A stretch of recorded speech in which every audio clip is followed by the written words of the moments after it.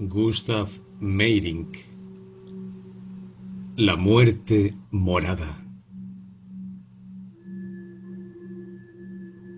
El tibetano cayó. Su desmedrada figura permaneció todavía algún tiempo de pie, erguida e inmóvil, y luego desapareció en la jungla. Sir Roger Thornton miraba fijamente la hoguera. Si no fuera un penitente, un Sannyasín, aquel tibetano que además iba en peregrinación a Benares, no hubiera creído ni una sola de sus palabras. Pero un Sannyasín no miente ni puede ser engañado. Y luego, aquellas contradicciones pérfidas y crueles en el rostro del asiático. ¿O sería que se dejó engañar por el resplandor de la hoguera que tan extrañamente se reflejaba en los ojos mongoles? Los tibetanos odian a los europeos y guardan celosamente sus mágicos secretos, con los que esperan aniquilar un día a los orgullosos extranjeros cuando llegue la hora. Sea como fuere, si Roger Thornton desea comprobar con sus propios ojos si, efectivamente, existen fuerzas ocultas en ese pueblo extraño. Pero necesita compañeros, hombres valerosos cuya voluntad no se quiebre ante los horrores de un mundo diferente. El inglés pasa revista a sus compañeros. Aquel afgano sería el único entre los asiáticos para ser tomado en cuenta. Es intrépido como una fiera, pero supersticioso. Así pues, solo queda su criado europeo. Sir Roger le toca con la punta de su bastón. Jaburek quedó completamente sordo a los 10 años, pero sabe leer cada palabra en los labios de su amo, por muy rara que sea. Sir Roger le cuenta con expresivos gestos lo que oyó decir al tibetano. A unas 20 jornadas del lugar donde se encuentran, en un valle de las laderas del Himabad, exactamente señalado, hay un trozo de tierra sumamente extraño. Por 3 de sus lados se elevan muros rocosos, cortados a pico. El único acceso está cerrado por gases ponzoñosos que emanan continuamente del suelo y matan al instante todo ser viviente que pretenda pasar. En el desfiladero, que cubre unos 130 kilómetros cuadrados, en medio de la vegetación más exuberante, vive, al parecer, una pequeña tribu de raza tibetana que, según el rumor, va tocada de rojos gorros puntiagudos y adora a un ser malvado y satánico en forma de pavo real. Ese ser diabólico enseña a los habitantes la magia negra, y en el transcurso de los siglos les ha ido revelando misterios que un día habrán de transformar el globo terrestre. Se dice que les enseñó una especie de melodía capaz de aniquilar en un instante al hombre más fuerte. Jaburek sonrió desdeñosamente. Sir Roger le explicó que se proponía cruzar los lugares envenenados con ayuda de escafandras y balones de aire comprimido, y luego penetrar en el interior del misterioso desfiladero. Jaburek asintió con la cabeza y se frotó con satisfacción las sucias manos. El tibetano no había mentido. Allá abajo se extendía, cubierta de verdor, la extraña garganta. Un cinturón de tierra amarillenta, desértica y corroída por las erosiones, separaba el desfiladero del mundo exterior en una anchura que se tardaba media hora en recorrer. El gas que surgía del suelo era ácido carbónico puro. Sir Roger Thornton, que desde la cumbre de una colina pudo apreciar la anchura de aquel cinturón, decidió emprender la marcha la mañana siguiente. Las escafandras que había encargado en Bombay funcionaban perfectamente. Jaburek llevaba los 2 rifles de repetición y diversos instrumentos que su amo consideraba indispensables. El afgano se negó tenazmente a acompañarlos y declaró estar dispuesto a meterse en una cueva de tigres, pero que se cuidaría mucho de hacer nada que pudiera comprometer su alma inmortal. Así, los únicos osados fueron los dos europeos. Los cascos de cobre de las escafandras refulgían al sol y lanzaban extrañas sombras al suelo esponjoso del que ascendían, en innumerables y diminutas burbujas de letales emanaciones. Sir Roger imprimía a su marcha un ritmo rápido para evitar el consumo del aire comprimido, antes de haber cruzado la zona de los gases. Todo lo veía turbio, como a través de una tenue capa de agua. La luz del sol, de un verde fantasmal, teñía los lejanos glaciares del techo del mundo, que levantaba sus gigantescos perfiles como un singular paisaje de muerte. Finalmente, hallaron verde césped y Sir Roger encendió un fósforo para cerciorarse de la presencia del aire atmosférico en todos los niveles. Después se quitaron los cascos y descargaron los balones de aire. A sus espaldas se elevaba la muralla de gas, como una temblorosa masa de agua. En el aire flotaba un aroma embriagador de flores de amberia. Tornasoladas mariposas del tamaño de una mano, cubiertas de raros dibujos, descansaban con las alas abiertas, como si fueran libros de magia, sobre inmóviles flores. Caminando bastante separados uno de otro, ambos se dirigieron hacia un bosquecillo que les cerraba el horizonte. Sir Roger hizo una señal a su sordo criado, porque le pareció haber oído un ruido. Jaburek preparó el rifle. Al llegar a un extremo del bosque, una pradera se ofreció a su vista. Apenas a 400 metros, unos 100 hombres, evidentemente tibetanos, tocados con gorros rojos, habían formado un semicírculo y esperaban a los intrusos. Sir Roger avanzó, seguido de su criado. Los tibetanos llevaban las habituales zamarras de piel de carnero, mas, a pesar de ello, casi no parecían seres humanos, tan espantosamente feos y deformes eran sus rostros. Dejaron que los dos hombres se acercasen más, y de pronto, a una orden de su jefe, levantaron todos a la vez las manos, se oprimieron con fuerza los oídos y gritaron algo. Jaburek miró interrogativamente a su amo y levantó el rifle, porque el extraño movimiento de los tibetanos le pareció una señal de ataque. Pero lo que sus ojos vieron le heló la sangre a las venas. En torno a su amo se había formado una masa gaseosa, agitada y remolineante, parecida a la que habían atravesado poco antes. La figura de Sir Roger perdió los contornos, como si hubiese sido devastada por el remolino. La cabeza se tomó puntiaguda.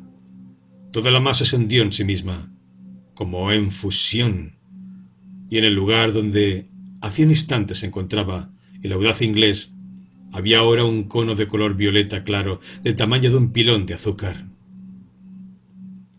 El sordo Jaburek fue presa de la ira. Los tibetanos seguían gritando y él observaba con gran atención sus labios para descifrar lo que decían. Era siempre una y la misma palabra.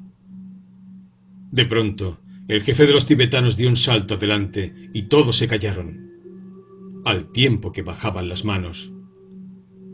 Como panteras se arrojaron sobre Jaburek. Este empezó a disparar contra la multitud, que se detuvo por un instante. Instintivamente les gritó la palabra que poco antes había leído en sus labios. «Emelem, Emelem». Rugía una y otra vez, hasta que el desfiladero se estremeció como agitado por las fuerzas de la naturaleza.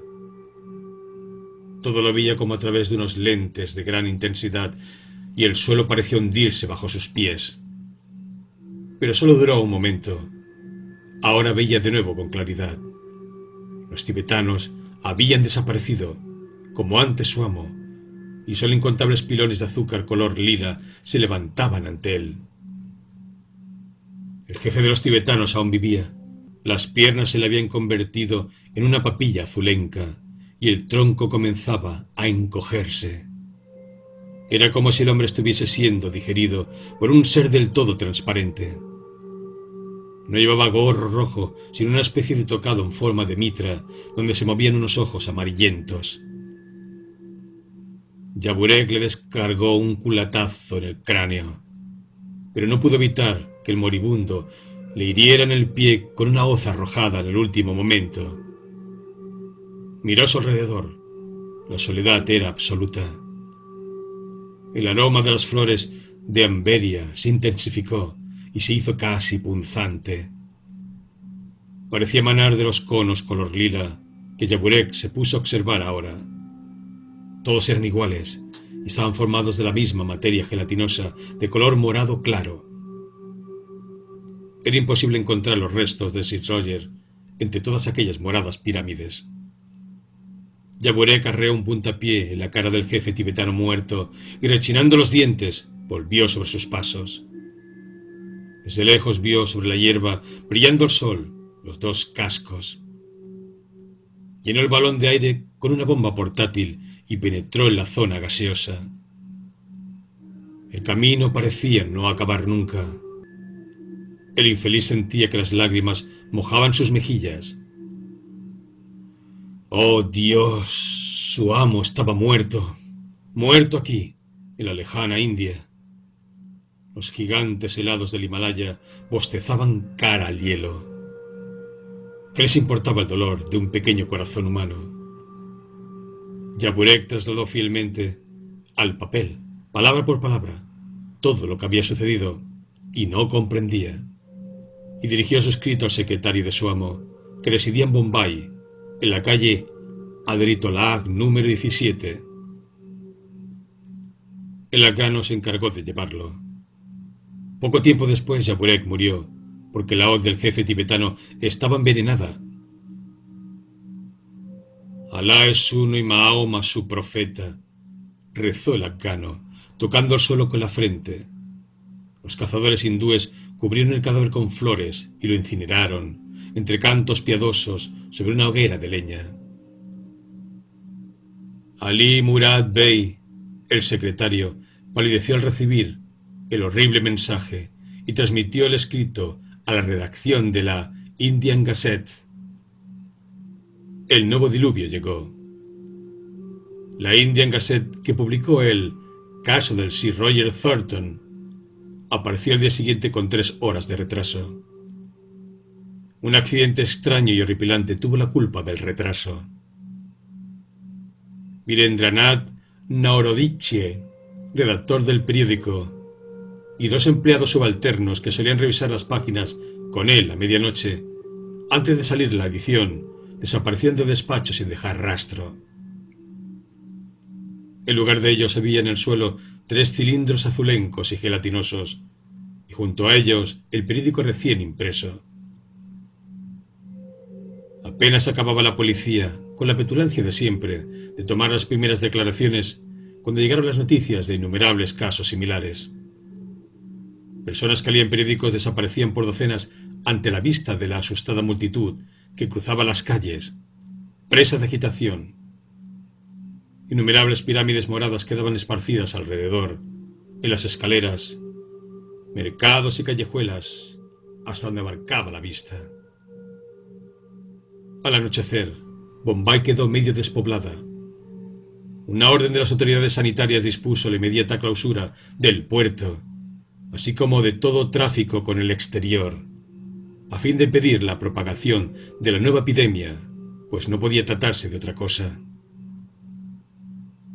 El telégrafo y el cable zumbaron día y noche, mandando al mundo entero la terrible noticia y detalles del caso de Sir Roger Thornton.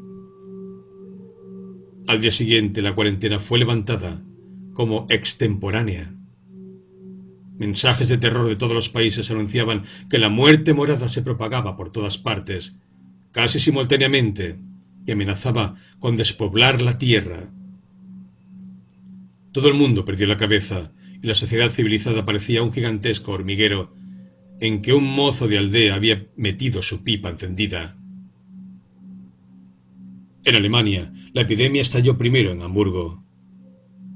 Austria, donde no se leen más que las noticias locales, se libró durante algunas semanas. El primer caso ocurrido en Hamburgo fue particularmente estremecedor. El pastor Stuycken, hombre al que la edad venerable había vuelto casi sordo, estaba sentado por la mañana a la mesa de desayuno, rodeado de sus familiares. Teobaldo, el hijo mayor, con su larga pipa de estudiante. Jette, la fiel esposa, y Mina y Tina. En una palabra, todos. Todos. El anciano padre acababa de desplegar un periódico inglés recién llegado y leía a los suyos el relato del caso del Sir Roger Thornton. Apenas se había pronunciado la palabra Emmeline e iba a fortalecerse con un sorbo de café cuando advirtió, presa de horror, que solo lo rodeaban conos de gelatina morada. De uno de ellos sobresalía, aún, la larga pipa estudiantil. Todas las 14 almas se las llevó el Señor a su seno. El piadoso anciano cayó desmayado. Una semana más tarde, la mayor parte de la humanidad estaba muerta. Le fue reservado a un sabio alemán poder arrojar un poco de luz sobre los acontecimientos. La circunstancia de que la epidemia respetase a los sordos y sordomudos le sugirió la idea de que se trataba de un fenómeno puramente acústico. En su solitaria buhardilla de estudioso llevó al papel una larga conferencia científica y anunció con algunas frases su lectura pública. El sabio, con su exposición, se refirió a ciertos escritos religiosos hindúes, casi desconocidos, que trataban acerca de la provocación de tormentas de fluidos astrales remolineantes mediante la pronunciación de ciertas palabras y fórmulas secretas, y fundamentó su relato en las más modernas experiencias en el campo de la teoría de las vibraciones y radiaciones. Pronunció su disertación en Berlín, y fue tal la afluencia de público que tuvo que valerse de un tubo acústico mientras leía las largas frases. Cerró su memorable discurso con las siguientes lapidarias palabras. Vayan a ver a un especialista del oído para que los vuelva sordos y cuídense de pronunciar la palabra Emmeline. Un segundo después, el sabio y sus oyentes no eran más que conos inanimados de gelatina. Pero el manuscrito no fue destruido, fue conocido y estudiado, y así la humanidad pudo evitar su total exterminio. Algunos decenios más tarde, estamos en 1900... Una nueva generación de sordomudos puebla el globo terrestre. Usos y costumbres son diferentes, las clases y la propiedad han sido desplazadas. Un especialista del oído gobierna el mundo. Las partituras han sido arrojadas a la basura, junto con las viejas recetas de los alquimistas de la Edad Media. Mozart, Beethoven y Wagner se han vuelto ridículos, como antaño Alberto Magno y Bombasto Paracelso. En las cámaras de tormento de los museos, algún piano polvoriento muestra sus viejos dientes.